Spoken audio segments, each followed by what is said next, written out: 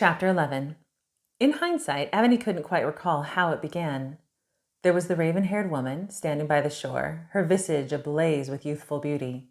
She turned and spotted Aveny, whose heart seized with surprise. But it wasn't her the woman had seen. A young man was approaching, moving jauntily down the grassy path. His black suit and white priest's collar stood out in strange contrast against the wind-swept seaside setting. As he passed Aveny, his gaze locked onto the woman. Aveny had never seen someone so entranced. He stared like he'd never seen such wonder nor such beauty. Adulation etched into every inch of his face. The season shifted, and the sun cut through the haze of clouds. Aveny found herself following the pair, now walking dreamily along the shore, hand in hand. She recognized him now.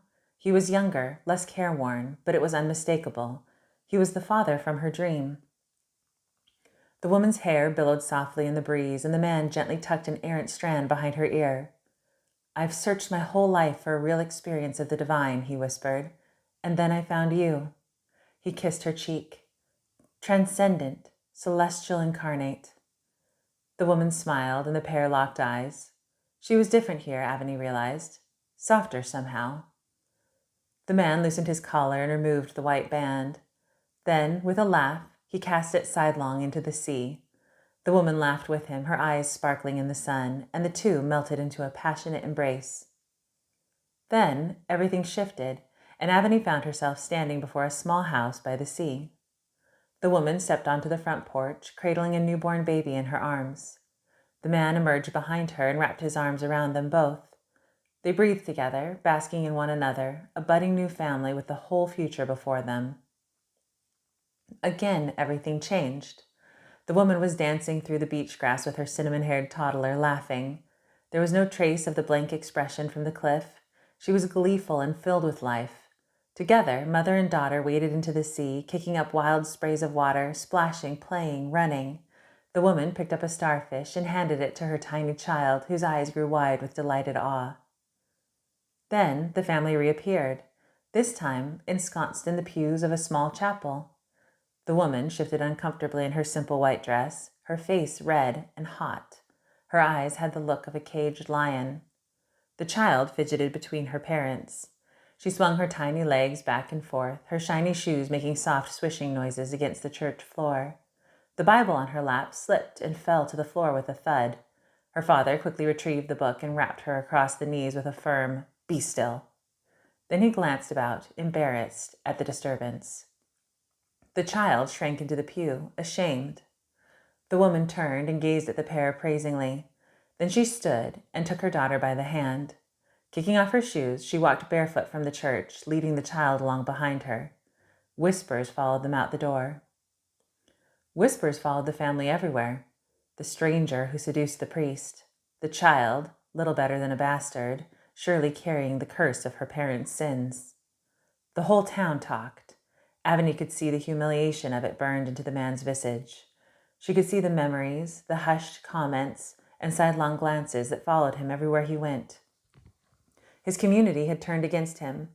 Even worse, they had turned against his child, his sweet, defenseless child, and this, Aveny knew, he could not bear. And in that moment, she also knew that he could never show enough pious devotion to earn their forgiveness.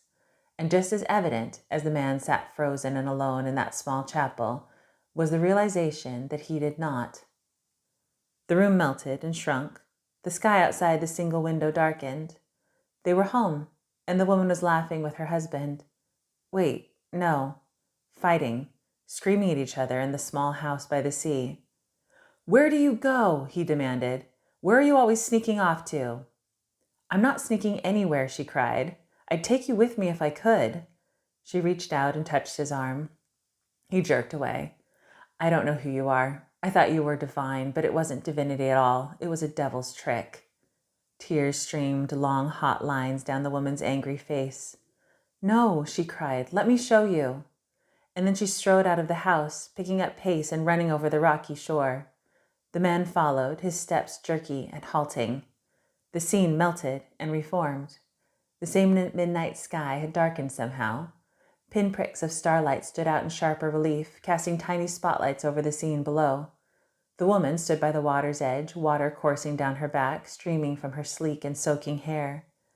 "This is who I am," she said, an expression of exhilarated hope and glee painting her features.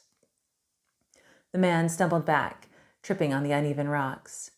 "No," he said, "this is not natural. This is the devil's work." He uttered a panic-laced prayer under his breath, turned, and ran. The woman was left standing alone in the dark, all emotion seemingly drained from her being. Then she turned back from where she came and shrieked at the sky and the sea as if the very sound could rend the two apart. The black night shifted, giving way to glowing candlelight, but it was the only warmth inside the small house by the sea. The woman was calmer now. She was reasoning with the man. No, begging him. For what? Her pleading was met with ire. "Don't give me your promises," he hissed. "I know what you are, an abomination. You tricked me. You lured me with your witchcraft." "No," the woman cried. "No, what we had is real." "No," the man sighed. "I was a fool." The little girl stumbled sleepy-eyed into the room.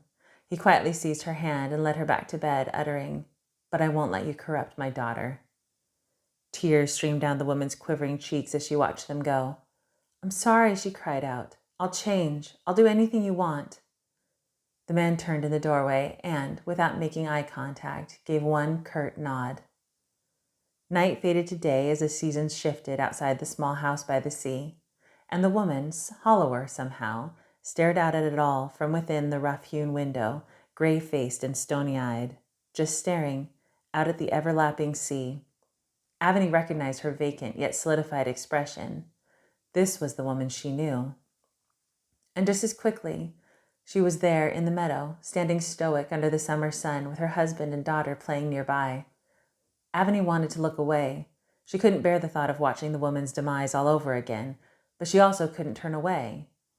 And then the woman was running, racing despair to the edge of the cliff, her sanity and her life. Aveny chased her harder and faster than before, almost as if she could stop her if she just made it there first. And she did make it there first. She reached the cliff edge and turned to stop the woman, to force her back to land, life, and sanity, but the woman ran straight through her like mist through a forest, and then she was falling, falling. Her long black hair released from its constraints by the sheer force of the wind. It billowed behind her like an abandoned kite battered by a storm. As the woman's body reached the rocky surf, Aveny shied away, unable to watch her grisly demise, but something stayed her, something familiar. A twisting motion, a becoming and unbecoming, and with a splash, the dress hit the sea. It bobbed for a moment before succumbing to its own saturated weight, and then it was gone. And Aveny knew.